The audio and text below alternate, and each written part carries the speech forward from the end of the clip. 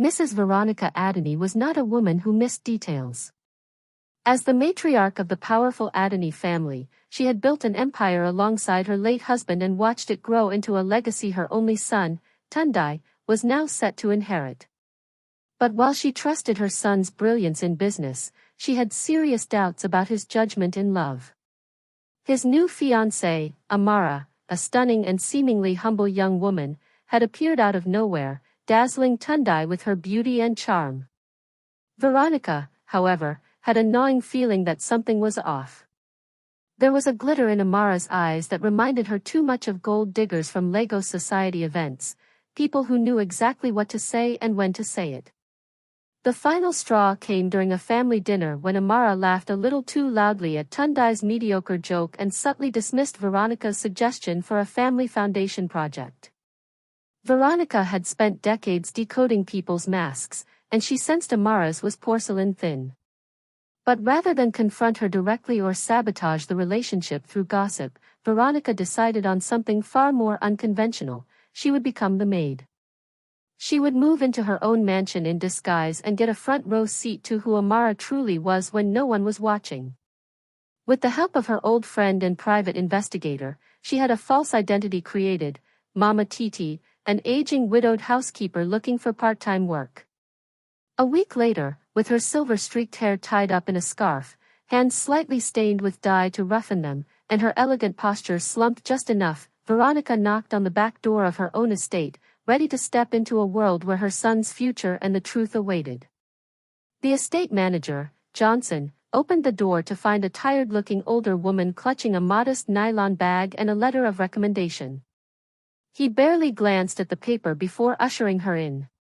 "Madam said to expect you. Follow me." He didn't recognize her, and why would he? Veronica had gone to great lengths to alter her appearance. She wore a faded Ankara wrapper, a baggy blouse, and rubber slippers. Thick-framed glasses sat on her nose, and she had intentionally used a hoarse voice when speaking. Her manicured fingers were now calloused, with help from a special lotion her PI recommended. Johnson led her through the servants' quarters, explaining her duties in a clipped tone. "You'll be responsible for cleaning the upstairs hallway, the guest rooms, and assisting in the kitchen.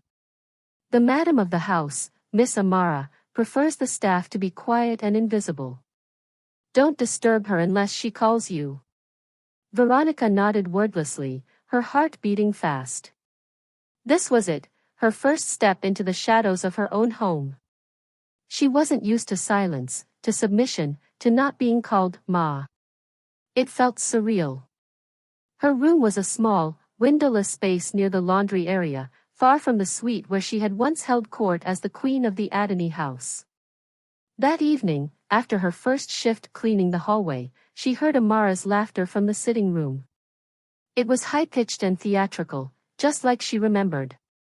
From the crack in the hallway, she watched as Amara poured herself a glass of wine and barked an order to the chef, correcting him like he was a child. Veronica narrowed her eyes. The charming girl her son adored was already shedding her skin. "Mama Titi," Amara called suddenly, her voice slicing through the corridor. "Where's that new maid? I need someone to massage my feet." Veronica inhaled deeply and stepped into the light. She shuffled into the lavish sitting room, head slightly bowed to keep up her disguise. Amara was sprawled on the couch like royalty, her perfectly manicured toes resting on a velvet ottoman. "You're Mama Titi, right?" she asked without looking up from her phone. Veronica nodded. "Good. My feet are killing me. Kneel down and get started." For a moment, Veronica hesitated. No one had ever spoken to her like this, in her own home. But she reminded herself of the mission. Slowly, she sank to her knees and began massaging Amara's feet, her fingers pressing gently as Amara scrolled through Instagram, smiling and sighing dramatically. "You're good," she muttered. "Much better than the last one. That girl had no talent. Tundai keeps hiring the wrong people." The mention of her son's name made Veronica's ears twitch. She watched Amara's expression carefully. There was no warmth when she spoke about Tundai, just a sense of possession, like she was discussing a prized handbag. After a while, Amara tossed her phone aside and leaned back. You'll learn quickly that I don't like repeating myself. Keep things clean. Keep my tea hot. And don't try to make small talk. I'm not your mate. Veronica smiled inwardly. The arrogance was peeking out faster than she expected. Yes, Ma, she murmured, rising to her feet. As she turned to leave, Amara added, oh, and tell the chef I want pepper soup for lunch tomorrow, with catfish. If it's not perfect, he's fired. Tell him that. Back in her tiny room, Veronica sat on the edge of the creaky bed, rubbing her knees. She wasn't angry, she was intrigued. Amara was already slipping. The facade was cracking, and Veronica had only just begun. The real test, she knew, would be what happened when no one was looking, except Mama Titi. The next morning began before dawn. Veronica, now Mama Titi, was already sweeping the marble floors when she heard Amara's voice echo through the hallway. Where's my ginger tea? She barked. Do these people think I woke up to drink plain water? Veronica quickly abandoned the mop and hurried to the kitchen. She could see the staff already weary from Amara's constant demands. Inside the kitchen, the chef, a stout, gentle man named Bassie, looked like he was on the edge. This girl, Naala, he muttered as he ground fresh ginger. She complained yesterday, say the tea was too hot. Now today it's too cold.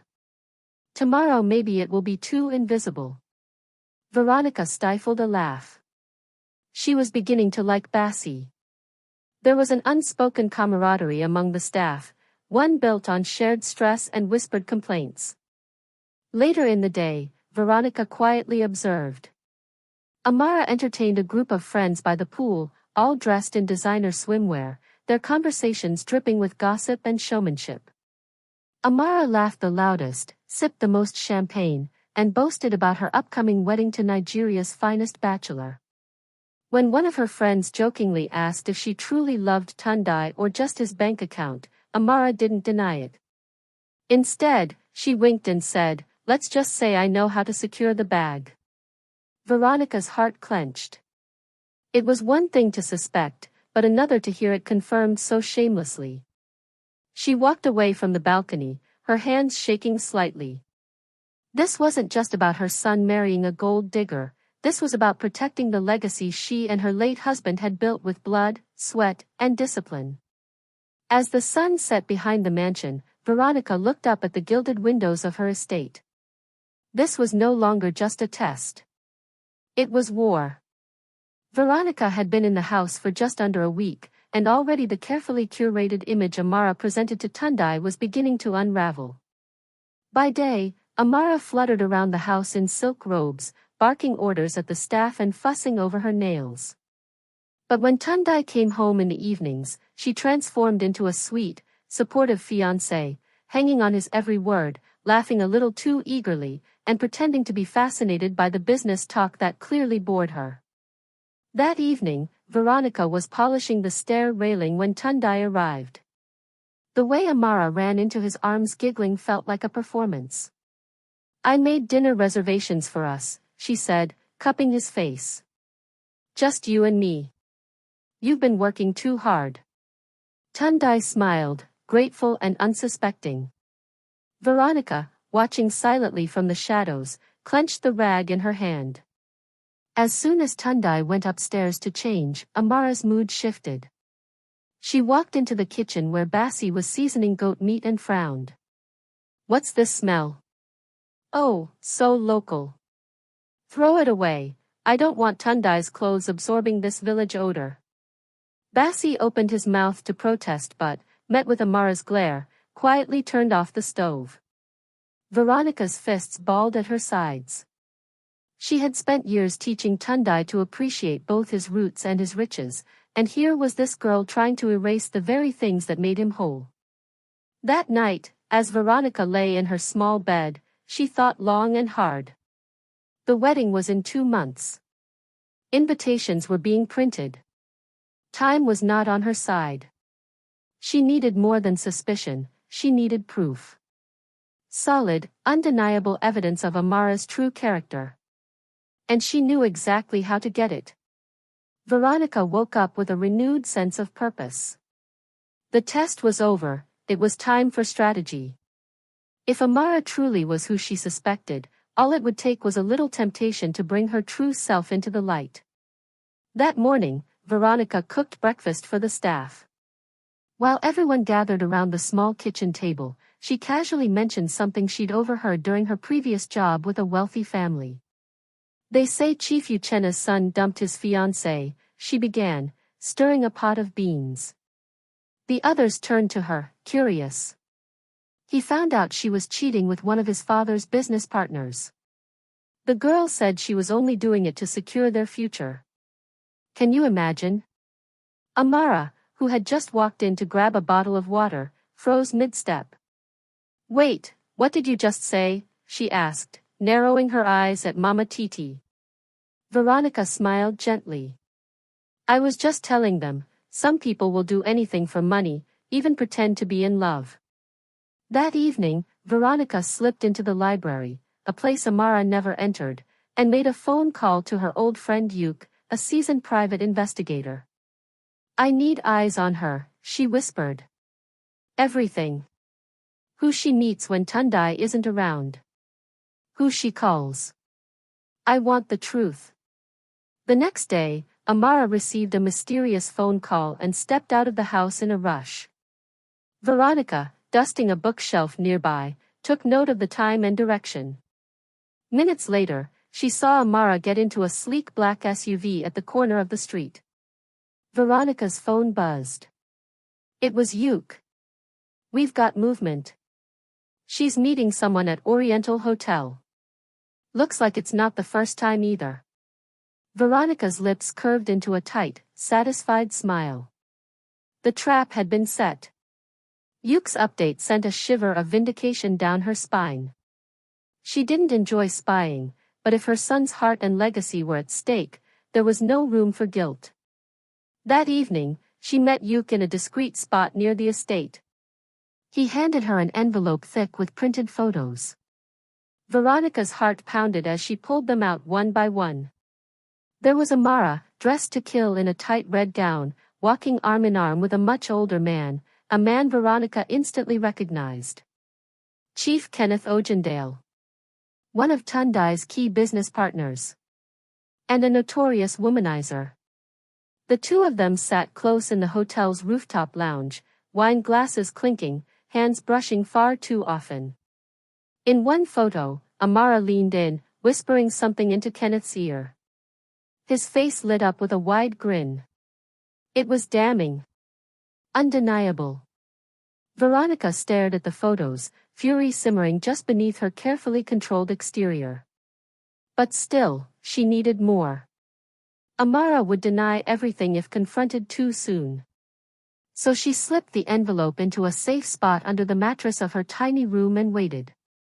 She knew Amara's arrogance would drive her to slip again. All she had to do was be patient. Back at the mansion the next morning, Amara returned from her outing, radiating fake innocence. Mama Titi, bring my laundry upstairs, she said breezily, as though she hadn't just been cuddled up with another man. Veronica obeyed silently, watching her. The girl was bold, too bold. And boldness, Veronica knew, always came before a fall. As Amara posed in front of the mirror, admiring herself, she giggled and whispered into her phone, "Don't worry, baby. Once I marry him, we'll have everything." Veronica, standing quietly in the hallway, heard every word. That night, Veronica sat on the edge of her cot, staring at the wall, her hands folded tightly in her lap. The truth was now crystal clear. Amara wasn't just a gold digger. She was playing Tundai for a fool while romancing his business partner on the side. But even with the photos and the overheard call, Veronica hesitated. How could she break this to? Tundai, without knowing it, was already deeply in love. He had stars in his eyes and was making wedding plans. The wrong approach could ruin their relationship, perhaps forever. Veronica knew she needed a plan, a way to expose Amara, not just to Tundai but to herself. She wanted the girl to confess or at least reveal her true self when there was no more need for pretense. That meant provoking her just enough, not to scare her off, but to make her careless. The next morning, Veronica pretended to be a little clumsier than usual. She accidentally spilled juice on Amara's expensive designer bag. Amara's reaction was instant and violent. "Are you stupid? Do you know how much this bag costs? It's more than your entire village," she yelled, shoving Veronica hard against the counter, unaware that the head of security, Mr. David, was watching from the corridor. Veronica quickly apologized and cleaned up the mess without complaint. Later that day, she sought out Mr. David privately. "You see how she treats people when Oga not day house?" she asked gently. David nodded. "I've noticed. But it's not my place to speak." Veronica leaned in closer. "But what if it was? What if we caught her in her own lie?" David paused, then smiled slowly.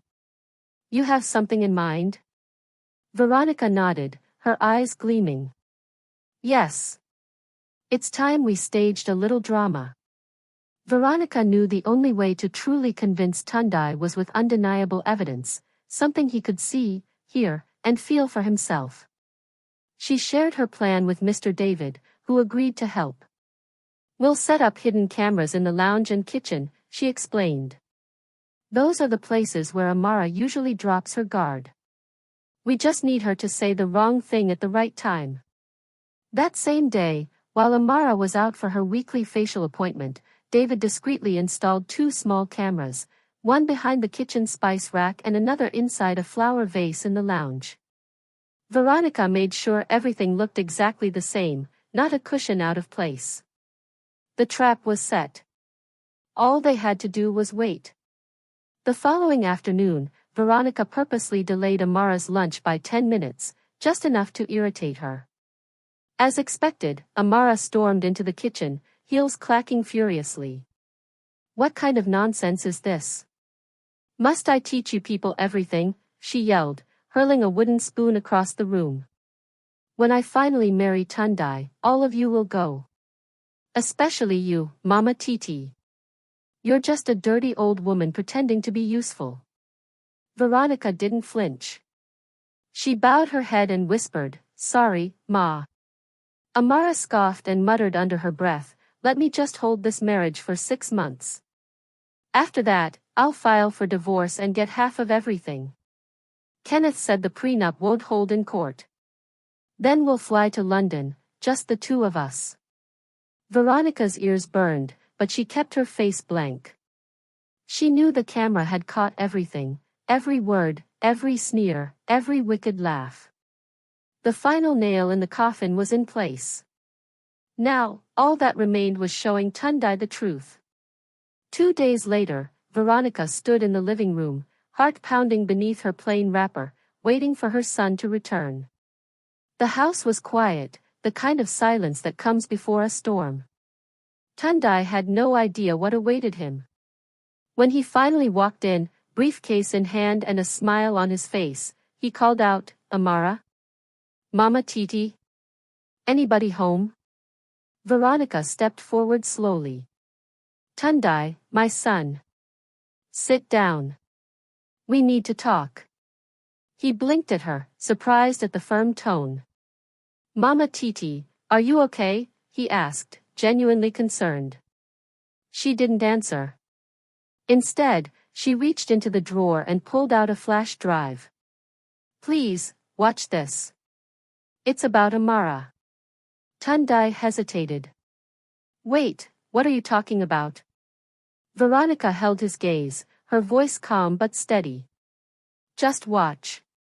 With a deep frown, he inserted the flash drive into the TV and hit play.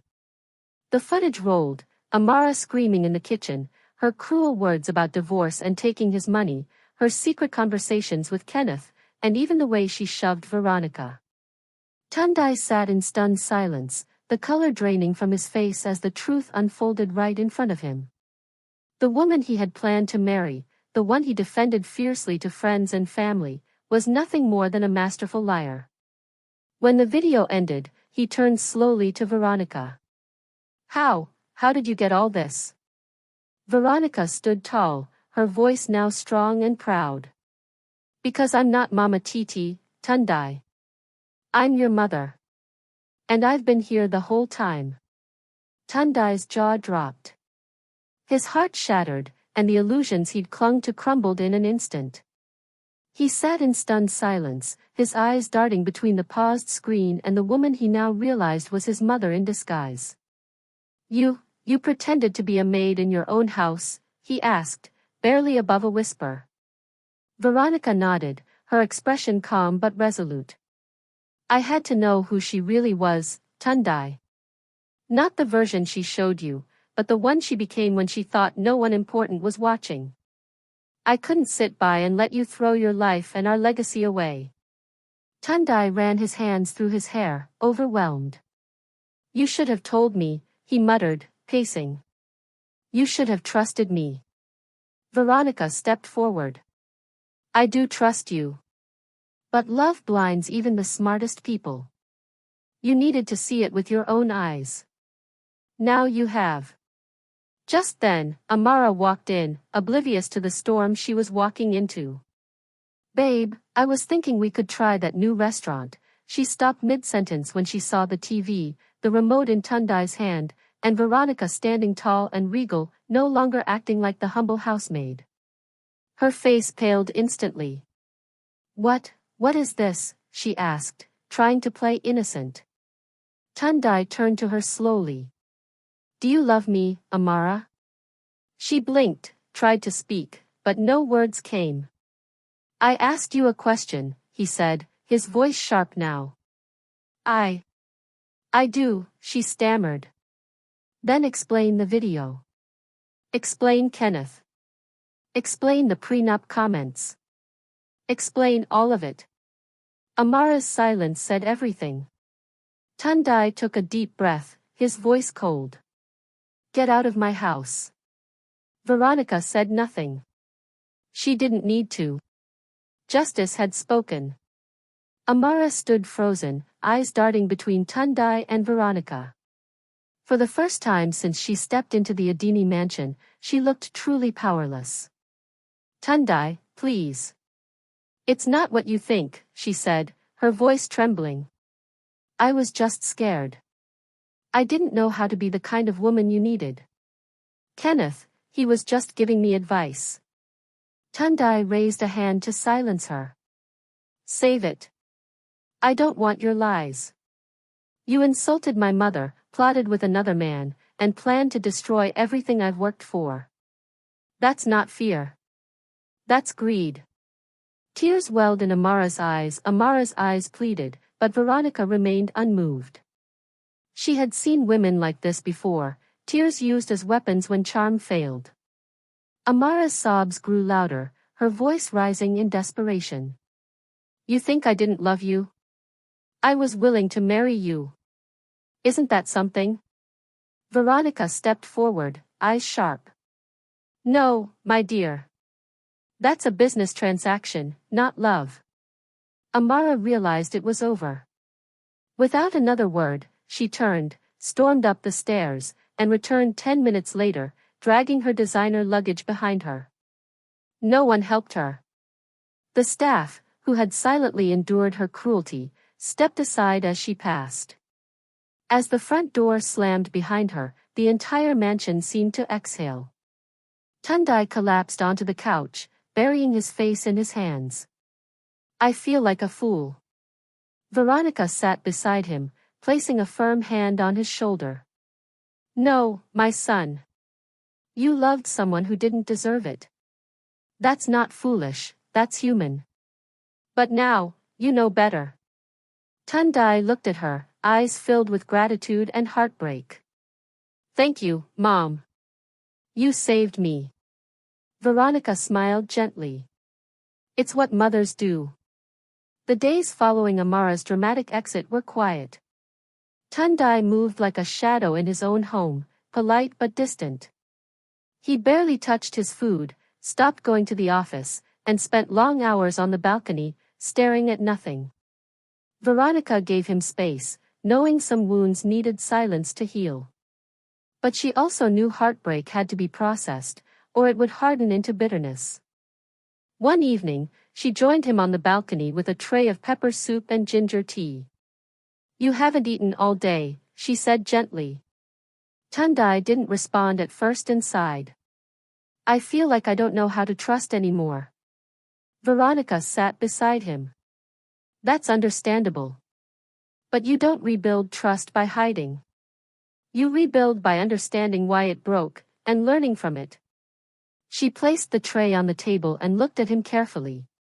"You fell for her because she showed you what you wanted to see. That's not your weakness, Tundai. That's your strength, your hope in people. But from now on, don't ignore your instincts." He looked at her, eyes glistening. "And you went undercover, lived like a servant in your own house for me?" "I would do it again," Veronica said without flinching. "You are my only son. My legacy. I needed to be sure you were safe, not just from physical harm but from people who would use your heart to destroy you." Tundai finally smiled, a small but genuine smile. He reached for the bowl of soup. "This smells like healing," he said with a chuckle. Veronica laughed. "It's your father's recipe. And believe me, it works every time." Under the soft glow of the evening sky, mother and son began the slow, necessary work of healing. The news of the broken engagement traveled fast. Social media buzzed with rumors, half-truths, and speculation.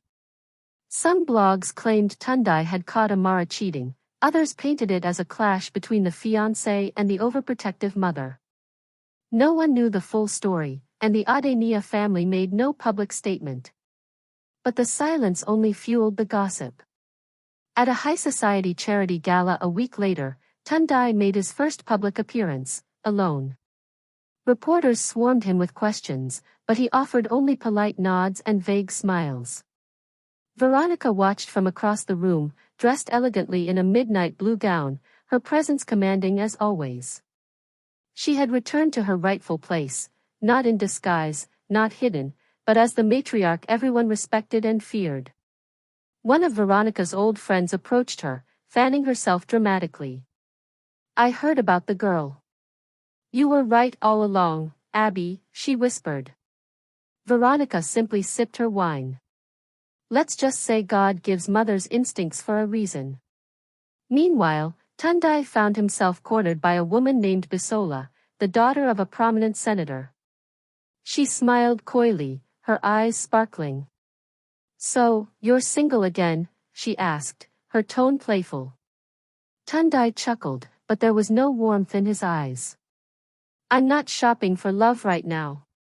Later that night, back at the mansion, Tundai joined his mother for a quiet drink on the terrace. "They've already started throwing their daughters at me," he said with a tired smile. Veronica laughed. "Of course. You're still the most eligible bachelor in Lagos." "But I'm not interested in eligible," Tundai replied. "I want real. Next time, I'll choose with my eyes open, and with you watching." Veronica raised her glass. "To wisdom, my son. And to a better kind of love." 3 weeks passed, and life slowly began to return to normal. The scandal faded from headlines, and Tundai immersed himself in work again. But Veronica noticed the subtle shift. He smiled more often, stayed home longer, and took more interest in simple things, gardening, music, even playing chess with the gatekeeper on lazy afternoons. One Saturday, as Veronica arranged flowers in the living room, the doorbell rang. Bassi opened the door and returned moments later, clearing his throat awkwardly. "Madam, there's a young woman here to see Olga Tundai. Says her name is Zanab." Veronica raised a brow. "Zanab?" "Yes, Ma. She brought a book he left at a cafe. Curious, Veronica stepped into the hallway just in time to see a modestly dressed young woman handing Tundai a copy of Things Fall Apart. She wore no makeup, her hair was in a simple braid, and her smile was shy but warm. "You left this," she said. "I figured it might be important." Tundai's face lit up. "Zanab. I can't believe you actually brought it." Zanab shrugged. "It looked well worn. I thought you might miss it." They chatted for a while, and Veronica watched from the shadows, quietly observing. There was something genuine about the girl, no performance, no flashy gestures, just grace and kindness. Tundai seemed lighter around her, as though he didn't have to prove anything. Later that evening, Veronica joined her son in the garden. "She seems different," she said. Tundai smiled. "She is.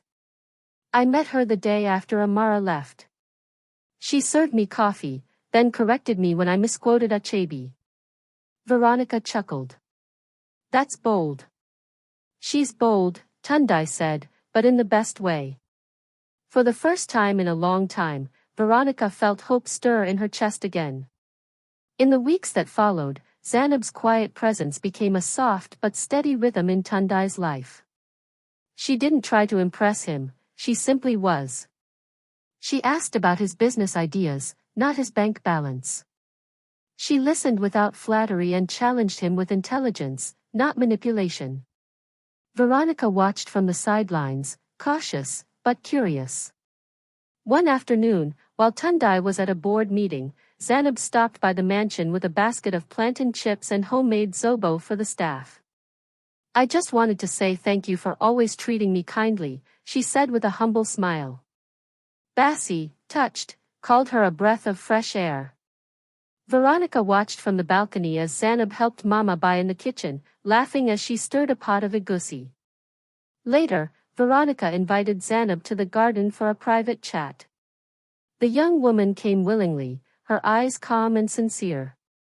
"I know who you are, Mom," she said softly. Before Veronica could even begin to speak, she raised a brow. "You do?" Zanab nodded. "Everyone does. The newspapers may not have said everything, but those of us who read between the lines knew something wasn't right with that Amara story. And when I saw you here as Mama TT, I figured it out." Veronica stared at her, impressed. "And yet you've said nothing?" "Because it wasn't my story to tell," Zanab replied. "Besides, I respect a woman who would go that far to protect her child." There was a long pause before Veronica spoke again. "Tundai, he's fragile right now." "I know," Zanab said, meeting her gaze. "I'm not here to rescue him. I'm just here if he wants something real." Veronica smiled, slow and thoughtful. For the first time, she began to believe that maybe, just maybe, Tundai had found someone worthy. Tundai returned home that evening to find his mother unusually quiet. She sat on the veranda, gazing out over the garden where the last rays of the sun kissed the leaves in gold. "Mom," he said gently, taking a seat beside her, "you okay?" Veronica nodded, then turned to him with a knowing smile. "She's a good one, that Zanab." Tundai's brows lifted slightly. "You think so?" "I know so," she said firmly. "I watched her today, how she treats the staff, how she listens without pretending, and most importantly, how she sees you. Not your name, not your money, you, Tundai." He exhaled slowly. "It's strange. With Amara, I was always performing, always second-guessing myself. But with Zanab, I can breathe. She doesn't need me to be a billionaire, just a man." Veronica placed a hand over his. "Then don't let fear stop you this time. You've been hurt, yes. But you've also grown. Love is not about perfection. It's about truth. And she's offering you that." Encouraged, Tundai decided to take the leap. The next day, he invited Zainab for a walk through the botanic garden on the edge of town. As they strolled past blooming hibiscus and swaying palms, he opened up in a way he hadn't with anyone before, about his father's legacy, his doubts after the Amara betrayal, and even his mother's undercover act. Zainab didn't judge. She listened, smiled, and held his hand. "You're not broken, Tundai," she said. "You're just healing.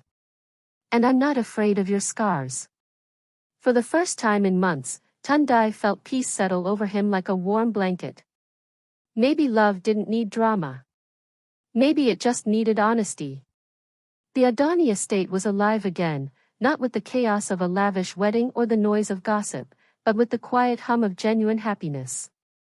Veronica walked through the halls with renewed pride.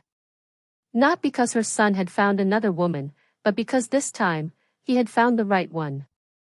She could see it in his eyes, in the way he smiled when Zainab's name came up, in the steadiness that had returned to his voice. One morning over breakfast, Tundai cleared his throat and looked at his mother. "I want to invite Zainab to dinner. A proper one, just the three of us." Veronica arched a brow playfully. "You mean no disguises this time?" He laughed. "No disguises. Just the real me, and the real you."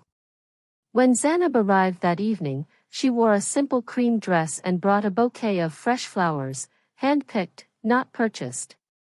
She greeted Veronica respectfully, complimented her garden, and offered to help in the kitchen. Veronica smiled and waved her off. "No work tonight. You're our guest." Dinner was light but meaningful. They shared stories, laughed at childhood memories, and even teased Tundai about his failed attempts at cooking.